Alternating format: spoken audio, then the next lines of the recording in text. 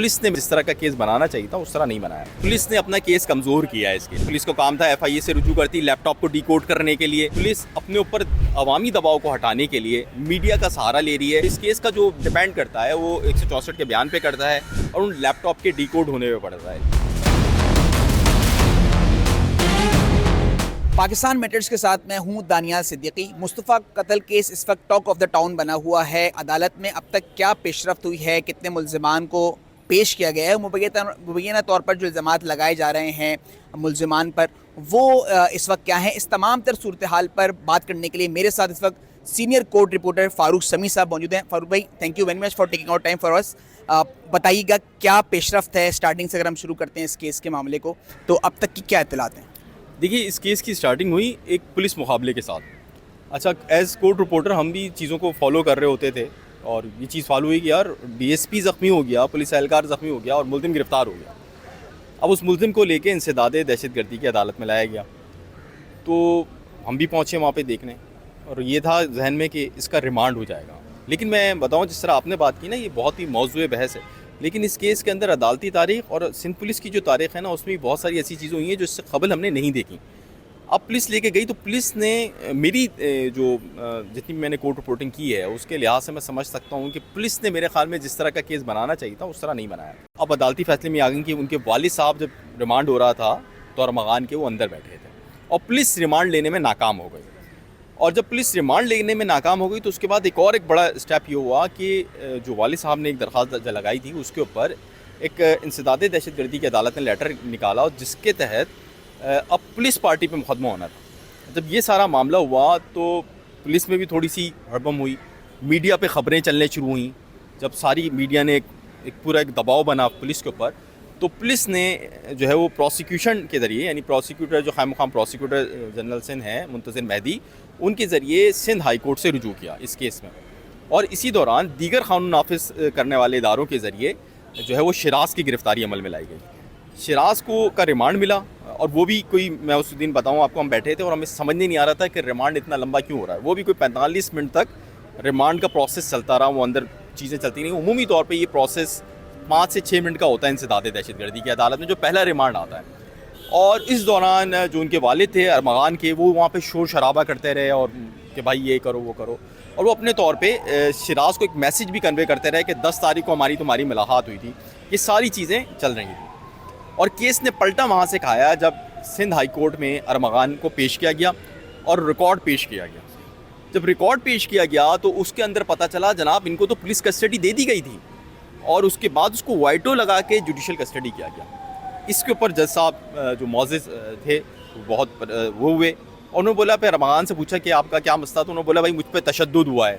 तो उनकी शर्ट उतरवाई गई तो उनके ऊपर बलाई, उसके ऊपर कोई जो जिस्म का जो बलाई हिस्सा ऊपर का हिस्सा होता है उसके ऊपर कोई तशद्दुद का निशान सच नज़र नहीं आ रहा था, जैसे कि हम तसव्वुर करें कि अगर किसी के साथ मारपीट की गई हो तो वो। उस दौरान भी अरमगान के वालिद साहब ने अदालत के अंदर कोशिश की कि वो इंटरप्ट करें और सारी चीज़ें करें और यूँ ये चीज़ें हो गई। उसके बाद एक शॉर्ट जजमेंट आया सिंध हाई कोर्ट का जिसके अंदर ये कहा गया कि अरमगान को इंसदादे दहशतगर्दी के अदालत नंबर 2 में भेजा जाए। अच्छा, वो जो जज साहब थे उनका उस दिन कॉन्ट्रैक्ट का आखिरी दिन था। ये कॉन्ट्रैक्ट पे जजेस होते हैं इंसदादे दहशतगर्दी की अदालत के। तो जब उनके पास पेश किया गया तो उन्होंने उनका रिमांड दे दिया। जब इनको रिमांड पे दे दिया गया अरमगान को, तो उस दिन उनका जज साहब का आखिरी दिन था, वो चले गए। तो नेक्स्ट जब रिमांड आया शिराज का और अरमगान का 21 को, तो वो फिर प्रोसिक्यूशन ने रुजू किया सिंध हाई कोर्ट से कि भाई अब हमें फिर मुंतज़िम के पास वहाँ जाना पड़ेगा। तो फिर वो इंसदादे दहशतगर्दी की अदालत नंबर 3 को भेजा गया जो सेंट्रल जेल के अंदर मौजूद है।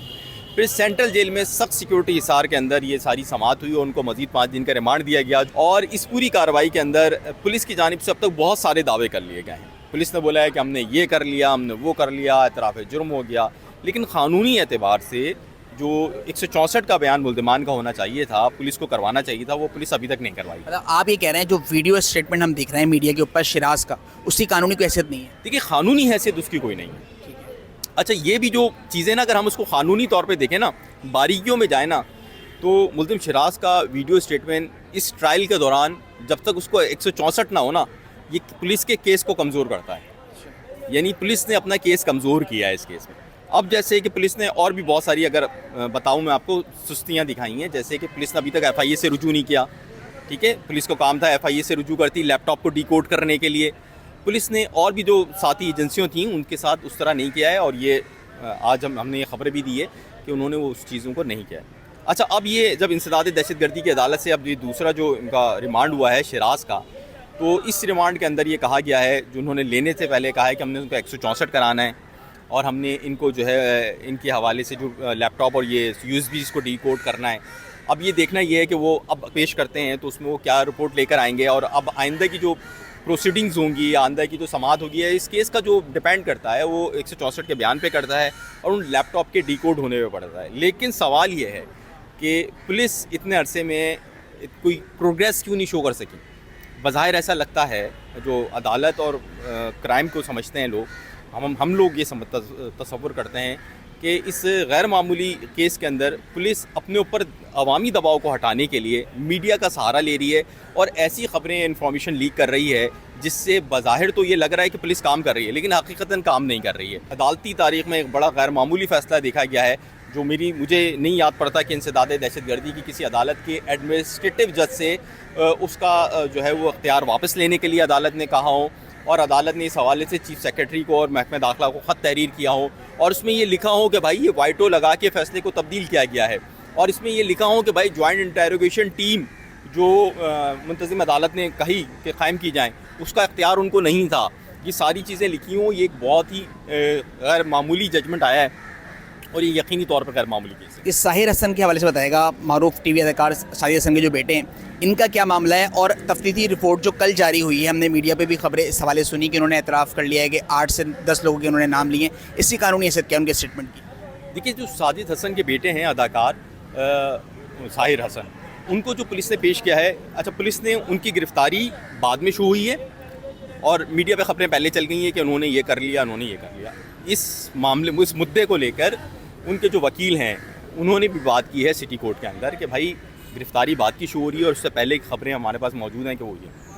अच्छा, इसके साथ साथ उन्होंने बोला है कि ब्यूरोक्रेट इन्वॉल्व हैं, ये सारी चीज़ें। लेकिन जो ओरिजिनल मुकदमा सिटी कोर्ट में आया है वो मुकदमा सिर्फ ड्रग्स मौजूद होने का है, और ये है कि भाई इन्होंने ड्रग्स फ़रोख्त किए हैं, लेकिन इसके हवाले से कोई चार्जशीट या कोई ऐसी चीज़ उन्होंने पेश करने में अब तक पुलिस नाकाम रही है जिससे ये बात साबित हो सके क़ानूनी तौर पे। देखिए, क़ानून पे और मुंह से बोलने में बहुत फ़र्क है। मैं आपसे बोलूँ कि आप कातिल हैं, आपने ये जुर्म किया, आपने ये जुर्म किया, लेकिन अदालत में साबित करना, अदालत में उसकी चार्जशीट पेश करना, अदालत में चालान पेश करना, ये बिल्कुल दूसरी बात है। तो अब तक बड़ी बड़ी बातें हुई हैं कि भाई ब्यूरोक्रेट हैं, ये सबको पता है कि कराची में ये इस तरह ड्रग्स हो रहा है, ये कोई नई बात तो नहीं है जो हो रही है। लेकिन साहिर हसन के केस के अंदर भी अदालत में अभी तक कोई ऐसी चीज़ नहीं के लेकर पुलिस नहीं आई है जो कि बहुत गैर मामूली हो, जिससे हम ये कहें कि यार पुलिस तफ्तीश में बहुत ज़्यादा आगे बढ़ गई। अच्छा, आप जिस तरह कह रहे हैं कि ये इंपॉर्टेंट डेवलपमेंट नहीं है, अगर किसी एक केस के बाद दीगर लोगों की जो मुल्ज़िमान को गिरफ़्तार किया जा रहा है ड्रग के हवाले से, तो ये इसको आप बतौर साफ़ ही नहीं समझते कि इसमें कोई पेशरफ्त दिखाई दे रही है इस केस को मज़ीद आगे बढ़ाने के लिहाज से? देखिए, एक शख्स है वो पकड़ा जा रहा है ना, आप उसको ड्रग के हवाले से, तो उसको ड्रग के हवाले से ही रखें ना। आप उसको मुस्तफ़ा आमिर के साथ क्यों जोड़ रहे हैं? ठीक है, अब अरमान है, ये तो मंगवाता था ना, ये खुद भी ड्रग्स मंगवाता था मैरिजोना से। इसका जो एक केस एंटी नार्कोटिक्स फोर्समैन के जो 2 से 3 केसेस चल रहे हैं, उसमें यह कि अमेरिका से ये मंगवाते थे मैरिजोना और दीगर जो ड्रग्स मंगवाते थे। तो ये तो बिल्कुल डिफरेंट चीज़ें हैं। पुलिस बहुत सारी चीज़ों को जोड़कर इस केस को हवाले से ये कह रही है कि हमने बहुत प्रोग्रेस कर ली है। आपके ख्याल में केस इससे कमज़ोर हो रहा है? देखिए, आप जितना मीडिया पे लेकर आएंगे ना 164 के बयान से खबर, तो केस कमज़ोर होगा। आप कानूनी तौर पे चीज़ें करें, 164 करें, दीगर बयानात करें और उसको अदालत में लाएं, ना कि आप मीडिया पे जो है वो कोशिशें कर रहे हो कि हम मीडिया पे आ जाएं। ये तो पुलिस की नाक़िस कारकर्दगी थी ना कि एक माँ आई आपके पास 6 जनवरी को कि मेरा बेटा मिसिंग हो गया है, आपने नहीं किया, आपने उसकी माँ की कोई बात नहीं सुनी, वो बोलती रही कि मुझे इस शख्स पे शक है, आप नहीं करते रहे। उसके बाद आपको एक कॉल मौसूल हुई, ABCC इन्वॉल्व हुई और दीगर चीज़ें हुई, तो उसके बाद आपने इसके ऊपर काम किया और आपका DSP ज़ख्मी हो गया, उस नौजवान ने फायरिंग कर दी। अगर वो DSP ज़ख्मी नहीं होता, वो ऐसी गिरफ्तारी दे देता, तो ना मीडिया पे ख़बर इतनी बनती, ना ये सारी चीज़ें होती। तो मुझे लग रहा है कि पुलिस को भी बहुत कुछ करना बाकी है क़ानूनी लिहाज से और अदालती लिहाज से, जो अदालतों में पेश करने के लिए, जो अभी तक उसने नहीं किया। Thank you very much. Farooq समी साहब गुफ्तगू कर रहे थे और उन्होंने बड़ी डिटेल में हमें समझाया कि स्टार्टिंग से ये केस अब तक किन मराहिल से होता हुआ और इसकी अहम डेवलपमेंट जो होनी है वो क्या थी। पाकिस्तान मैटर्स से फिलवक्त इतना ही। हमें दीजिए इजाज़त। अल्लाह हामी नासिर।